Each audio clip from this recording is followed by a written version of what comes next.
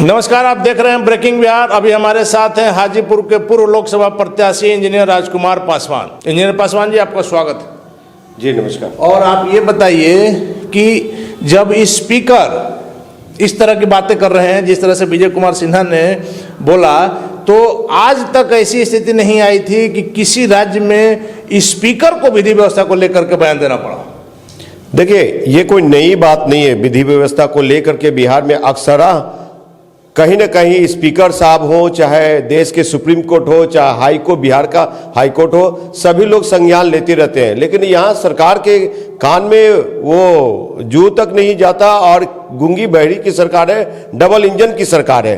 तो ये सरकारें जो है कि विधि व्यवस्था अपने तरीके से, अपने जनता क्या चाहती है, जनता को क्या कंफर्ट होना चाहिए, ये नहीं है उनमें।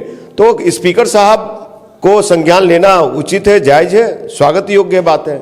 चिराग पासवान को लेकर तो आप बहुत आक्रमणकारी बने रहते हैं, लेकिन नीतीश जी, लालू जी को लेकर सॉफ्ट कॉर्नर। देखिए, जितना दोषी बिहार को पीछे ले जाने में लालू प्रसाद यादव का है, उतना ही चिराग पासवान के पिताजी का भी उतना ही है दायित्व। और खास करके चिराग पासवान 8 साल से जमुई सांसद है। कौन सा ऐसा रोल मॉडल प्रस्तुत किया जो कि बिहार के पटल पे देखा जाए उसको। और चिराग पासवान हमारे 8 सवाल के जवाब नहीं दिए। क्या मेरा कद इतना छोटा है? उनके पिता के खिलाफ में चुनाव लड़ा, उनके चाचा के खिलाफ चुनाव लड़ा, वो भी एक पार्टी के राष्ट्रीय अध्यक्ष है, मैं भी एक पार्टी का राष्ट्रीय अध्यक्ष हूं। जब हमारी सवाल के जवाब चिराग पासवान नहीं दे सकते, तो बिहार के मुख्यमंत्री, एक बड़ा चेहरा जो बिहार का फर्स्ट व्यक्ति कहे जाते हैं, वो राजा कहलाते, तो वो जवाब कैसे चिराग पासवान को देंगे? ये तो अब चिराग पासवान बताएंगे कि आपके सवालों का जवाब क्यों नहीं दिया। जी हाँ, बिल्कुल। लोकतंत्र में सभी की अभिव्यक्ति की आजादी है कि वो सवाल किसी से भी कर सकता है और जवाब देना चाहिए। माननीय सांसद अनुसूचित जाति जनजाति का नेता उनके पिताजी रहे, वो भी बनने की कोशिश कर रहे हैं। लेकिन कितने ये जो जमुई के अनुसूचित जाति जनजाति हैं, उनके कितने बच्चों को अपने सांसद कूपन से, कोटा से, कूपन से कितने को केंद्रीय विद्यालय में एडमिशन कराया? बात करते हैं साहब विकास की, कौन से बिहार फर्स्ट, बिहारी फर्स्ट की बात करते हैं आप? तो एक चिराग पासवान कहीं नहीं है, सिर्फ एक रामविलास पासवान को भी आप नहीं मानिएगा। रामविलास पासवान को उनका पार्टी, ये कितना मतलब दुर्भाग्यपूर्ण रहा कि बेटा पिता के लिए भारत रत्न की मांग कर रहा था। अरे भारत रत्न की मांग तो खुद ब खुद भारत रत्न मिलना चाहिए था, लेकिन उनको मिला एक अवार्ड नहीं मिला। तो मांग भारत रत्न नहीं मिला, एक अवार्ड तो मिला। लेकिन आपको बता देना चाहता हूं कि दुर्भाग्यपूर्ण है, ऐसा उनका कार्य होता कि भारत खुद, मैं मांग किया हूं जननायक कर्पूरी ठाकुर के लिए कि जिनके पिता, वो मुख्यमंत्री थे जब जननायक, तो उनके पिता को किसी ने पीट दिया था, लेकिन डीएम को उन्होंने कहा कि नहीं, वो किसी को अरेस्ट मत करो, और कहते हैं मेरे पिता जब तक पीटे, उस समय तक पीटे जाएंगे जब तक विधि व्यवस्था ठीक नहीं होगी। नेताओं के बातों का कोई भरोसा नहीं रहता क्या पासवान जी? देखिए, यही रामविलास पासवान जी, नीतीश कुमार जी और लालू प्रसाद यादव जी जेपी के 77 के राजनीति से निकले हुए लोग हैं।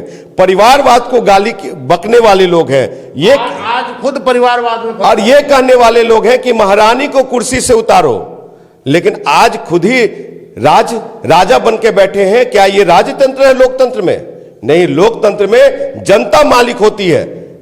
लालू का बेटा ही क्यों, रामविलास पासवान का बेटा ही क्यों, इंजीनियर राजकुमार पासवान एक गरीब का बेटा क्यों नहीं? तो जनता मालिक होती है, तो ये लोग अपने से थोड़े मनोनीत होके गए हैं, जनता ने ही चुन के भेजा। ये लोग साहब थोपे हुए नेता हैं।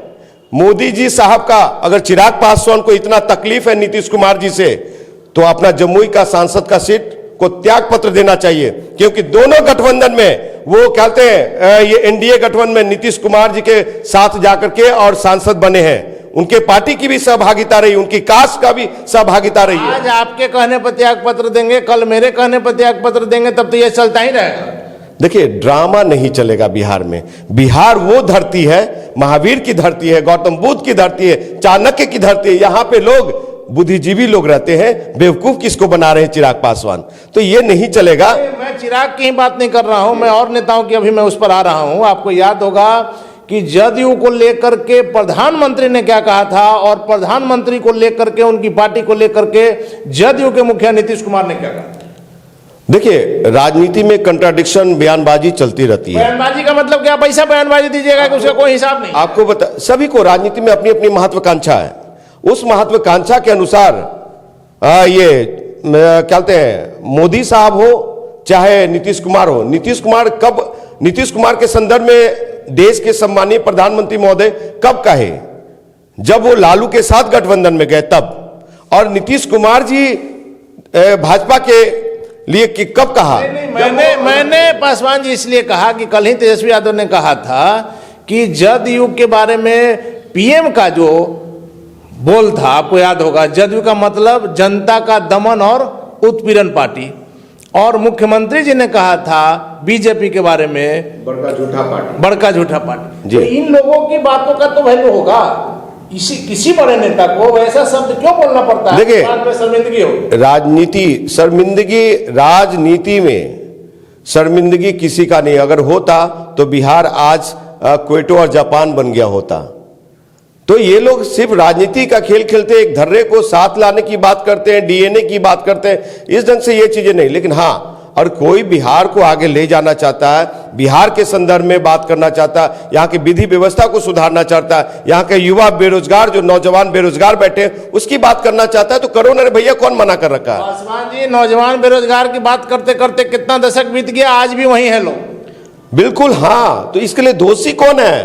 दोषी नेता है। देखिए, जगन्नाथ मिश्र से चलिए आप, लालू प्रसाद यादव, नीतीश कुमार, रामविलास पासवान, अब उनके पुत्र लोग, तो दोषी कौन है साहब? जो लगातार सत्ता में, क्या नीतीश की ही सरकार है? नेता प्रतिपक्ष की कोई सहभागिता नहीं है, उनकी 15 साल की सरकार नहीं रही। तो ये डिबेट का विषय है। और आपको बता दूं कि ये बिहार के लोगों के लिए विचारणीय है, बिहार के युवा नौजवान लोगों के लिए विचारणीय है, जो बेरोजगार है उनके लिए विचारणीय है, जो महिला बेटियां जिनकी इज्जत लूट ली जाती है उनके लिए भी विचारणीय है। एक आखिरी सवाल आपसे चाहेंगे पासवान जी, इन दिनों शेल्टर होम का, जो गायघाट शेल्टर होम का मामला है, जिसमें पुलिस की निष्क्रियता के कारण हाईकोर्ट ने स्वतः संज्ञान लिया और हाईकोर्ट की दखल अंदाजी के बाद पुलिस ने केस दर्ज किया, यही विभाग कह रहा था, समाज कल्याण विभाग, की कुछ नहीं है, और बाद में 2 लड़कियों के कहने पर केस भी दर्ज हुआ और सरकार सोई। देखिए, ये कोई आज से चला आ रहा है क्या? मुजफ्फरपुर शेल्टर गिरी कांड देखिए, और ये दूसरी कांड थोड़ी ना है। बहुत सारे बेटियों की इज्जत जा रही है, और उसमें सरकार हो चाहे राजनेता हो, जिनकी भी संलिप्तता हो, उनको कड़ी सी कड़ी सजा मिलनी चाहिए। और यहाँ के जो पुलिस प्रशासन है, वो लोग इस तरह से गुंडागर्दी में उतरे हुए होते हैं कि सरकार को, नीतीश बाबू को सुनना चाहिए और इस पे विधि व्यवस्था को ठीक करना चाहिए। जो उनका 2005 वाली सरकार थी कि उसमें कानून व्यवस्था जो था काबिल तारीफ था। लेकिन यही बात हम जानने के लिए उस समय भी आपको बोला कि आप सिर्फ चिराग पर हमलावर बने रहते हैं। युवा बिहार सेना के राष्ट्रीय अध्यक्ष इन ज्वलंत मुद्दों पर कहां थे? हाँ, बता रहा हूं आपको।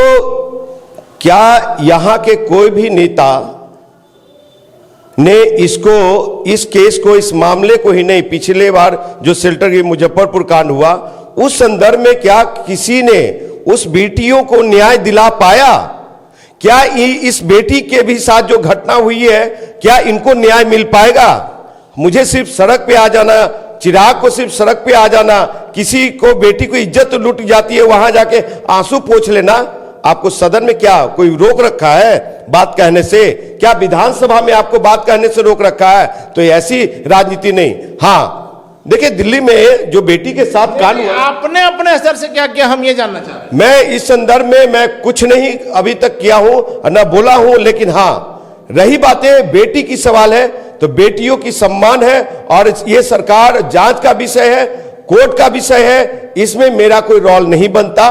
और मेरी जितनी बात रखनी थी मैं रख चुका हूं। मैं चलिए, धन्यवाद आपका। तो ये थे हमारे साथ हाजीपुर के पूर्व लोकसभा प्रत्याशी इंजीनियर राजकुमार पासवान जी, जिनका साफ कहना है शेल्टर होम से लेकर के स्पीकर वाले मामले में विधि व्यवस्था को लेकर के कि सरकार को अपना काम करना चाहिए, और कुछ मुद्दा जिन पर ये बोलने से बचते आए हैं, क्योंकि यह खुद भी उस मुद्दे पर अभी तक कुछ नहीं बोल पाए हैं, जिस कारण इन्होंने यह बहाना लगाया है कि कोर्ट का मामला है जिस कारण से हम शांत हैं। आप देख रहे हैं ब्रेकिंग बिहार, खबरों का सिलसिला जारी है, आप बने रहें ब्रेकिंग बिहार के साथ।